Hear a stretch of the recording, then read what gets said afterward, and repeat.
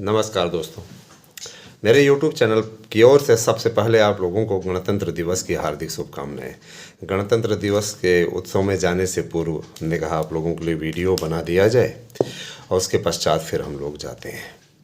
तो दोस्तों, मेरे YouTube चैनल से जुड़ने के लिए आप सभी का बहुत बहुत धन्यवाद। और पहली चीज़ मैं बता देना चाहता हूँ कि लोकतंत्र का पर्व है, तो इस लोकतंत्र के पर्व में आप लोग ज़रूर तिरंगा झंडा फहराएं। और ये रामोत्सव की बेला है।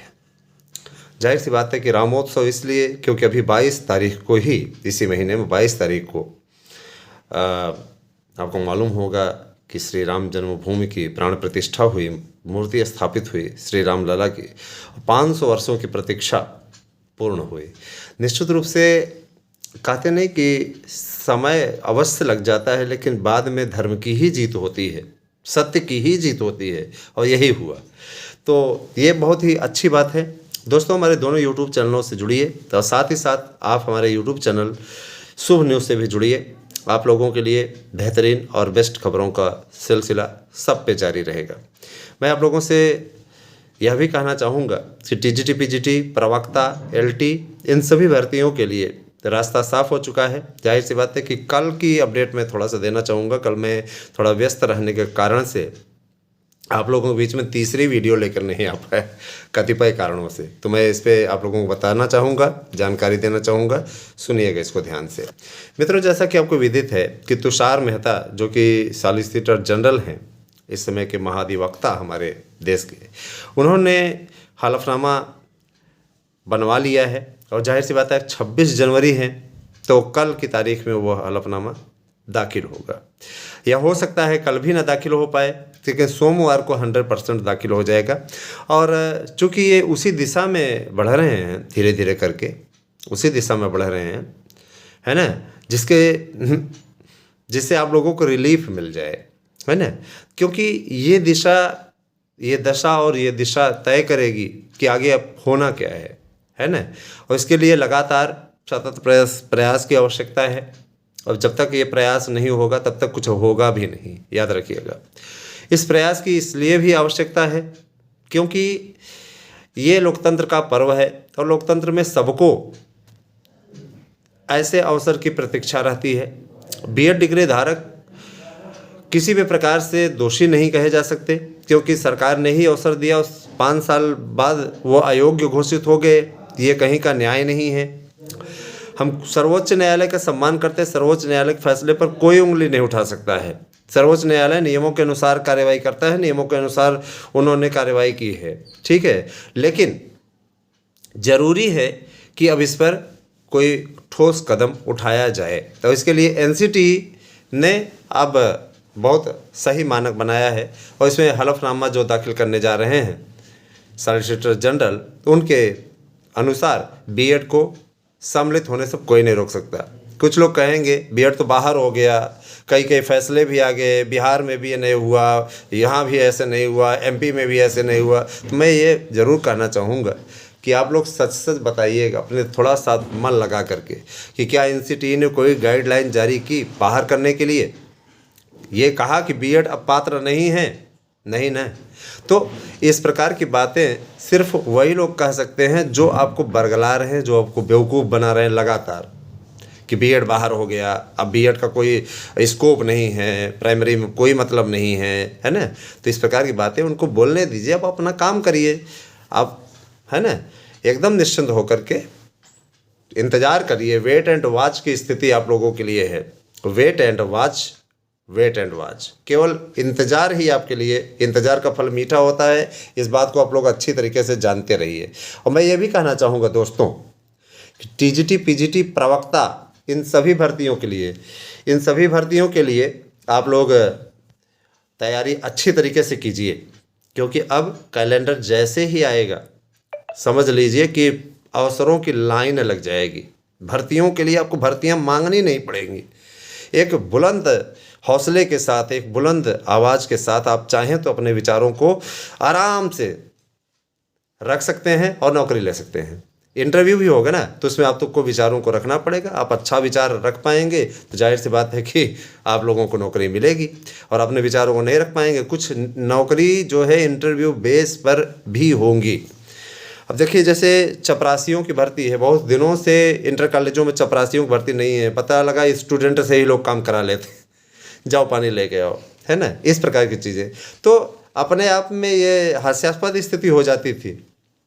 तो इसके लिए चपरासियों की भर्ती, क्लर्कों की भर्ती, क्लर्क का काम टीचर से करना पड़ता था, टीचर को काम करना पड़ जाता था, क्लर्कों की भर्ती, इन सब की भर्तियाँ बहुत दिनों से पेंडिंग हैं, बहुत दिनों से लटकी हुई थी। और जब ये अलग अलग आयोगों से रहती थी तो कहीं न कोई पेंच जाके फंस जाता था, जिसके चलते ऐसी समस्या आ जाती थी कि भर्ती हो ही नहीं पाती थी। अच्छा, अब इन पेंच को सुलझाने के लिए योग्यता में कभी जा कर के बवंडर मच जाता था। इनकी योग्यता कुछ है, उनकी योग्यता कुछ है, LT इसीलिए तो 3 साल से लटकी हुई है। नए आयोग के का ही इंतजार हो रहा है कि नया आयोग आए और इसकी योग्यता और इसकी योग्यता सेम हो जाए, उसके बाद में भर्ती शुरू हो जाएगी, चल पड़ेगी भर्ती, किसी प्रकार का कोई असमंजस नहीं रहेगा। तो कहने का मतलब ये कि देखिए, हर कोई अगर अपने ओर से प्रयास कर रहा है, उत्तर प्रदेश की सरकार अगर प्रयास कर रही है, थोड़ा देर ही सही, कहते नहीं कि देर आए दुरुस्त आए, तो देर आए दुरुस्त आए वाली स्थिति है। तो भाई थोड़ा देर सही लेकिन बेहतर सही। रही बात ये कि कुछ लोग कहेंगे हम तो ओवर एज हो जा रहे हैं भैया, ऐसे देर से हमको क्या फ़ायदा है। तो आपको एज में भी रिलैक्सेशन मिलने जा रहा है, रिलीफ मिलने जा रही है, काय परेशान हो रहे हैं। निश्चित रूप से आप लोगों को आयु सीमा में 3 से 5 वर्ष की छूट मिलने जा रही है, इसमें किसी प्रकार का कोई वो नहीं है, ठीक है, किसी प्रकार का आपको टेंशन लेने की आवश्यकता नहीं है। एक मित्र ने कमेंट किया हुआ था, मुझे याद है, कि जब हमारी आयु सीमा ही निकल जाएगी, ये आवेदन की तिथि ही निकल जाएगी, तो हम आयु सीमा बढ़ जाएगी तो उसमें हम क्या करेंगे। भाई देखिए, अब आवेदन की तिथियां तो नहीं तो बढ़ा देगा लोक सेवा आयोग, PCS का या किसी की चीज़ का, जो भी आवेदन की तिथियां तो नहीं बढ़ा देगा, क्योंकि लोक सेवा आयोग अपने आप में एक संवैधानिक संस्था है। और वही संवैधानिक संस्था आप लोगों की इस समय नया शिक्षा सेवा चयन आयोग जो बन रहा है, इसका भी यही क्राइटेरिया होगा। इसको बाकायदा संविधान की शक्तियाँ प्राप्त होंगी, अपने आप में नियुक्ति करने का अधिकार। और सोचिए, एक अशासकीय विद्यालयों की भर्ती करने वाला माध्यमिक शिक्षा सेवा चयन बोर्ड, पहले उसके अध्यक्ष और सदस्य को नियुक्त करने का अधिकार था, हटाने का अधिकार सरकार को नहीं था, है ना। स्वेच्छा से इस्तीफा दे तो ठीक है, नहीं दे तो फिर कोई नहीं। ऐसी स्वायत्त शासी संस्था हो गई तो समझ लीजिए कि अध्यक्ष के पद पर नियुक्त हैं तो या मेंबर के पद पे, तो उनको कोई हटा नहीं सकता तुरंत, ऐसी स्थिति थी। लेकिन इस वाले आयोग में जो है एक निर्धारित कार्यकाल जो रहेगा, तो उतने कार्यकाल तक रहेंगे और अपनी उनकी आधिकारिक शक्तियाँ रहेंगी, एक कोरम रहेगा।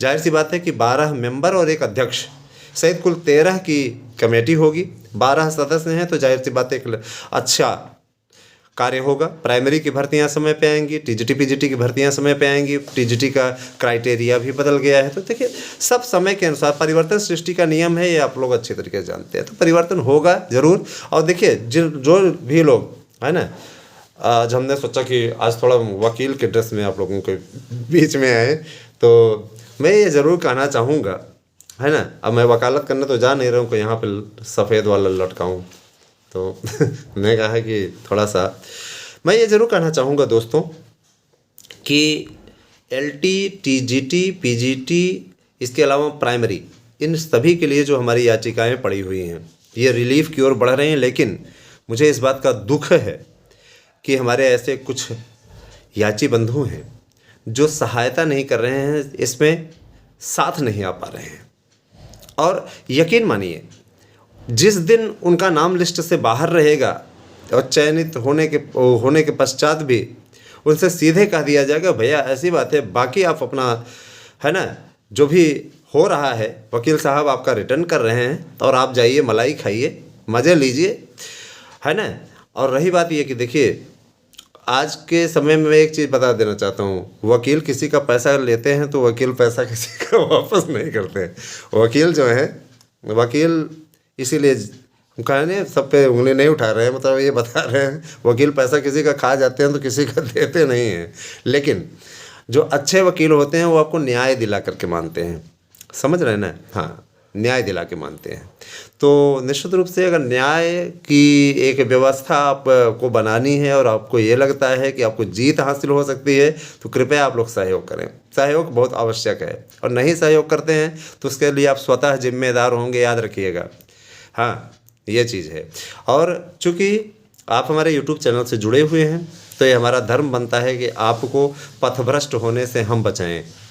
तो अगर आप हमारे यहाँ के नोट्स लेकर के अथवा हमारी याचिका में जुड़ करके याची लाभ लेना चाहते हैं, तो जिसकी उम्मीद 99% बन चुकी है, तो आप सभी लोग प्राइमरी या 2021-2016 की टीजीटी पीजीटी की याचिका में जुड़िए। निश्चित रूप से आप लोगों के लिए काफ़ी पद हैं दोस्तों, और वो पद आपको मिल सकते हैं अधिकारों की लड़ाई लड़ के, जिसकी ओर हम लोग तेज़ी से आगे बढ़ रहे हैं। तो अगर आपको जुड़ना है तो ज़्यादा देर ना करें, समय कम है। 30 तारीख को ये सुनवाई लग रखी है, तो जाहिर सी बात है कि काफ़ी अच्छा माहौल बना हुआ है। तो देर ना करें। जिन लोगों ने हियरिंग शुल्क नहीं जमा किया हो अविलंब जमा कर दें, और जो लोग नए याचिका में जुड़ना चाहते हैं वे तत्काल जमा करके अपना दस्तावेज इत्यादि याची बन जाएं। समय कम है, अब फैसला आपको करना है। 9219166752 पर व्हाट्सएप करके अपना एड्रेस पिन कोड सही दे करके आप नोट्स बुक कर सकते हैं। केवल व्हाट्सएप करें, कॉल ना करें। मैं बहुत बिजी पर्सन रहता हूँ, मेरे पास में टाइम का बिल्कुल ही अभाव है। ठीक है, वीडियो कैसी लगी हमें अवश्य बताइएगा कमेंट करके, है ना, क्योंकि कमेंट मैंने ऑन कर रखा हुआ है, कमेंट करके कर सकते हैं। कुछ तो लोग कहेंगे, लोगों का काम है कहना, हमको कुछ उससे फ़र्क नहीं पड़ता है। एक बार फिर से आपको लोकतंत्र के महान उत्सव की बहुत बहुत शुभकामनाएं। संविधान सभा के द्वारा बनाया गया यह संविधान आप लोगों के लिए शुभ हो। और निश्चित रूप से मैं ज़रूर कहना चाहता हूं कि संविधान सभा के जो अध्यक्ष थे डॉक्टर राजेंद्र प्रसाद, उनके नेतृत्व में जो ये संविधान बना वह बहुत ही आदरणीय है और निश्चित रूप से वंदनीय भी है। तो संविधान सभा के अध्यक्ष डॉक्टर राजेंद्र प्रसाद जी के द्वारा जो ये संविधान बनाया गया, अब कुछ लोग कहेंगे डॉक्टर भीमराव अम्बेडकर ने संविधान बनाया, तो डॉक्टर भीमराव अम्बेडकर ने संविधान नहीं बनाया। आप मूल्यांकन कर लीजिएगा, वो सिर्फ प्रारूप समिति के अध्यक्ष थे, है ना। हाँ, प्रारूप समिति के अध्यक्ष थे। इतनी बनी हुई समितियों में से एक समिति के अध्यक्ष थे।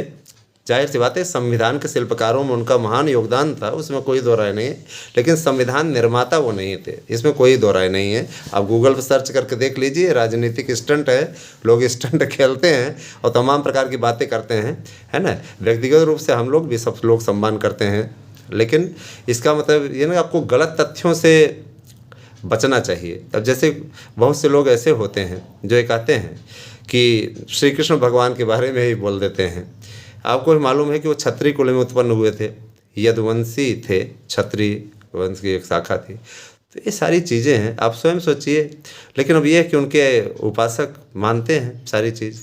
तो ये सारी चीज़ें हम किसी की भावना को क्षति नहीं पहुंचा रहे हैं, नहीं किसी के मन को कष्ट पहुंचा रहे हैं। सबकी अपनी अपनी भावनाएं हैं। जो संविधान निर्माता उनको मानता है, हम ये नहीं कहते, उनका महान योगदान तो है ही है संविधान निर्माण में, इसमें कोई दो राय नहीं है। लेकिन संविधान निर्मात्री सभा के द्वारा ये संविधान जो बना वास्तव में अपने आप में महान है, इसमें सबका योगदान था, है ना। और बस यही सारी चीज़ें हैं दोस्तों। बहुत बहुत धन्यवाद। मेरी किसी बात का आप लोग अन्यथा मत लीजिएगा। Thank you, have a nice day.